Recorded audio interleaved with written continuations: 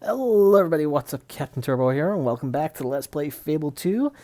And the last part we got Lord Lucian's diary. It cost us 1,000 gold and a fight with a forest troll, but this part we will be taking it back to... what's her name? I can't remember. Fuck, what is her name? Oh shit, I can't remember. The old woman, let's just call it Teresa, there you go. And I believe we're actually going to have a fairly large cutscene here, so I'm going to shut up. Welcome back.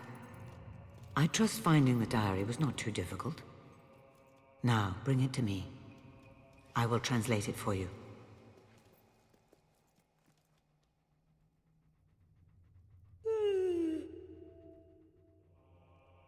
You can read that, but your eyes are, you know.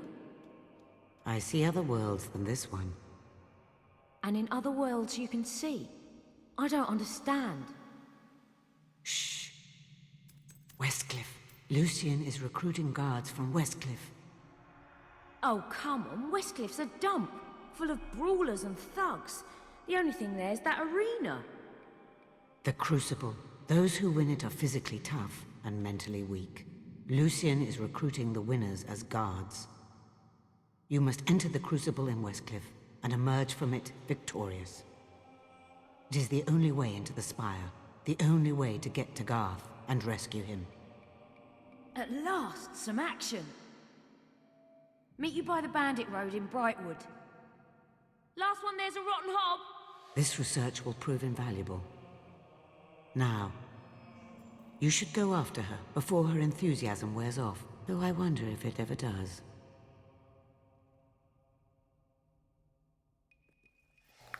Okay, that's the cutscene over. It's actually not nearly as long as I thought it was. For some reason I had it in my head it was like 3 or 4 minutes.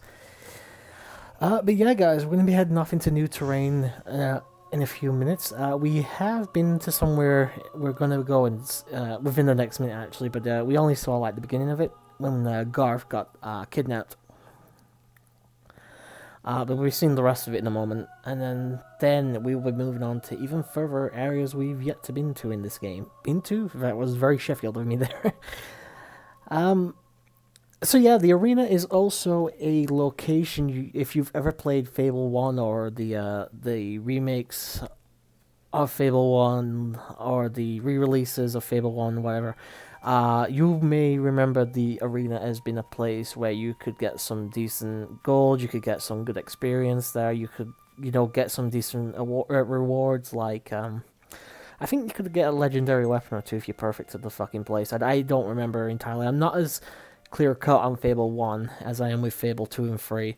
If you are interested, I did live stream Fable Anniversary, which is the Fable 1 remake, a couple of years ago, like a year and a half, maybe 2 years back, something like that. And yeah, it's all there to watch, and I will probably get around to Let's Playing the game at some point, but out of the trilogy, it's my least favorite, and I'm not a massive fan of the game in general, so... but yeah, the arena is pretty much exactly as it sounds. A bunch of fighting, killing things.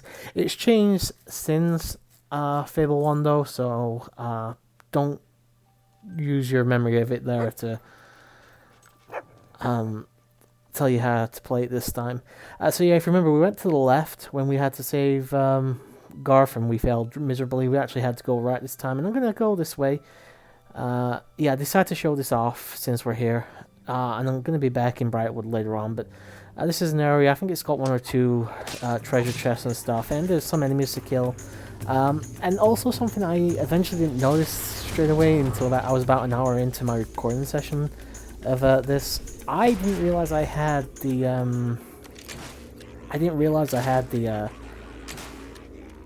gold trail turned off, which the gold trail is basically the game's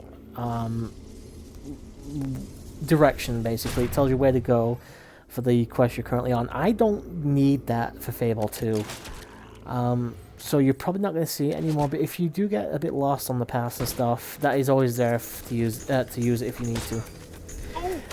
Yep, so we got a bunch of enemies to kill here. We've just killed off all the hobs, as you just saw a moment ago. We got to kill the little bastards after all. And now we're going to kill the bandits. think I'm going to have to... I think in the near future I'm going to have to maybe invest in the dog training books, because he's not doing much to fight enemies, I've noticed. And this guy is fucking all over the place. And there we go. He's dead, thankfully. Now, I tried to get up this tower. I do in a moment, but it takes me a minute to realize where the steps are. I realize I can't go this way, so... yeah, well, we'll be climbing up the tower in a moment as soon as I find my way around. I think I mentioned it as well during the last recording, but Brightwood I think is arguably the best place for level grinding, or experience grinding I should say. Bigger open area so you never feel trapped in. It's easy enough to find enemies. They tend to respawn quite often. And none of them are really overpowered, so... Oh, we got the Slash and Burn augment. You inflict fire damage instead of normal damage to enemies, but the mythical flames will make you prone to scarring. To gain its benefits, attach an augment to a weapon. We don't bother using that. Augments are pretty good in here. They're basically upgrades for your weapons. Again, it has to be certain weapons, though, that have the ability to be upgraded. Slash and Burn isn't really one I bother with, personally, though. There's not really... I've said before, there's no consequence for death in this game, so you've no real reason to worry too much about how strong you are. Also, this is not the path to be going on. Again, I'm just going for extra stuff around here, showing the place off. I actually came up here because I was fairly certain there's a silver key, but I couldn't find anything, so...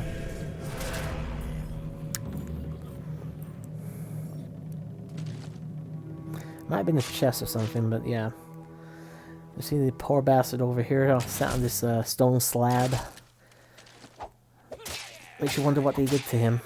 And this guy takes a pounding. Oh, there was one chest over here, okay. Excuse me.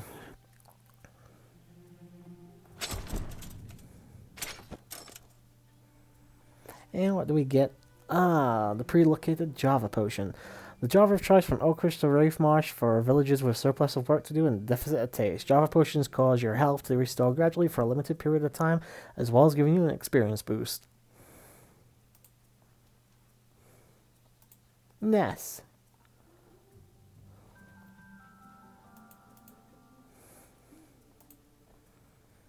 Poor bastard just laying there dead.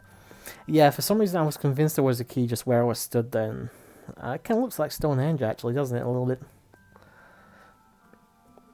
And yeah, that was a small piece of experience right there. Always pick it up. Always got to make sure you pick that experience up.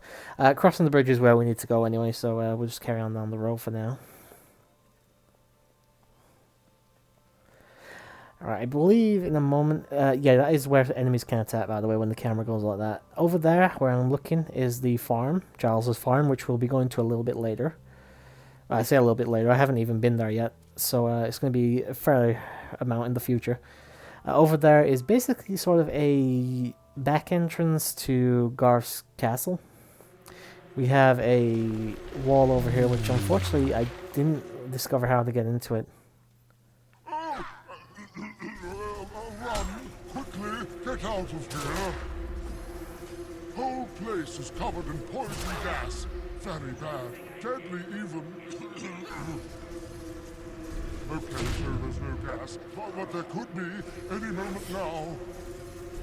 Yes, terrible boils. Blood pouring out of every orifice.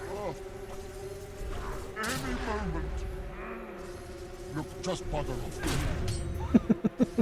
Nothing here for the likes of you. Just boring, run-of-the-mill, non-hero stuff. Honestly.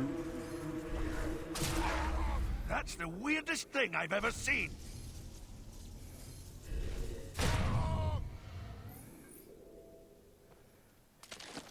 I think I have trouble getting this thing to start. I'll simply die of embarrassment if you see what I've got.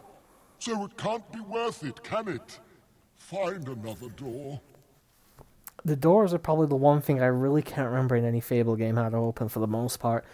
So I'm gonna have to get like a fucking list or something up for when I eventually do start doing them properly. But for now, we'll carry on. Heading straight forward will send us to Hammer in a moment. But we'll be doing that momentarily because I want to go back here. Again, enemies. I'm gonna I think you chop just off see your them wings, spawn in like Sparrow. that.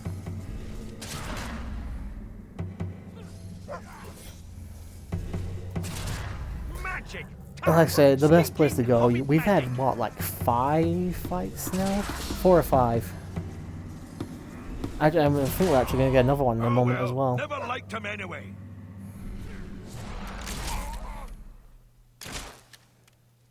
Yeah, there's always one left, isn't there?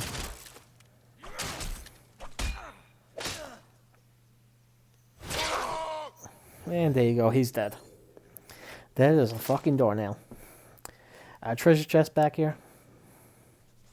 That we are going to open.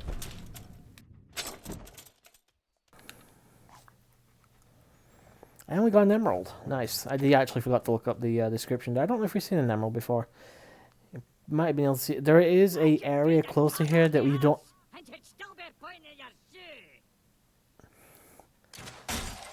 And that's gargoyle number 30. There is an area you can get to in Brightwood that'll send you to an area you never actually need to go to, period, throughout the entire game. It's actually over on the side somewhere. I'll be showing it off because I want to get the chests and the keys and the gargoyles that are there. But it's something that I actually didn't know until a couple of years ago when I was trying to get everything in the game. As I said, there's not really much there, just a bunch of enemies and shit. And it's just completely optional. I believe this is the last fight we have in this area anyway, so thank God for that. Also, I keep trying to kill these guys when they're down, but I swear to God, it's very fucking weird about how it does it. Sometimes it'll let you do the automatic kill, sometimes it won't. And there's no criteria for it. It just chooses to do it at its own volition. I think that's the right word I'm using. I'm going to pretend it is.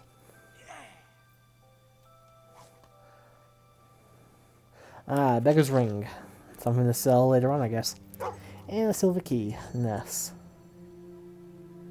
I do that because I keep looking for, like, how many I've got. I think I've got close to 20. I think at the end of the recording session I had 19, I think. Maybe. I'm not sure.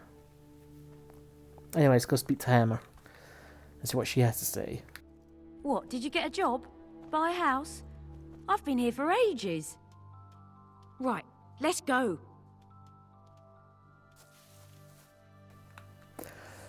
Alright, heading to the Bandit Coast. I believe we got another cutscene coming up at the beginning of the area, so we'll let that play out when it comes up. We only got a little over 2 minutes left. I think it's a somewhat long cutscene, maybe a minute, maybe a minute and a half, I'm not sure. And by cutscene, I mean dialogue, of course. There's no actual cutscene. There's only like 2 or 3 cutscenes in the game. So let's see. Lucian's writings are fascinating. There is much in them that may interest you when you have time. For now, press on to Westcliff. Sounds like a good bit of light reading. Me, I prefer the idea of a little action. Speaking of which, I thought this area was completely overrun by bandits. Okay, this wasn't the cutscene I was talking about. Architecture. Looks like sharp, pointy logs are all the rage round here. Wonder where everyone is. Take a wild guess. But yeah, that wasn't the cutscene I was talking about. It must be like later on. It won't be this part now. There's not enough time left. Where he went? A couple enemies here. This takes me a little. I actually didn't realize we'd have another fight, and for some reason I can't hit this guy with my spell when he's down, which is odd. And axe to the fucking chest. You are dead. And unfortunately, couldn't kill him there. It's actually quite dark. I hope you guys can see what's going on here, because even I'm having a bit of trouble. Watch out, it's got some pretty big teeth. Find some cover, quick! Yeah, the dog is trying to fucking dig. You know, he's trying to show me a dig spot. We're kind of in the middle of a fucking fight here. Why don't you come and help? Get those fucking big jaws of yours around one of these guys. And there you go. Another fight down, and we'll see what we get as our reward, as the part is going to end in about 13 seconds. I have no idea what this is, by the way. And I don't think I'm going to be reading the description, so thank you very much for watching, guys. I'll see you guys in the next part, but until then, sayonara.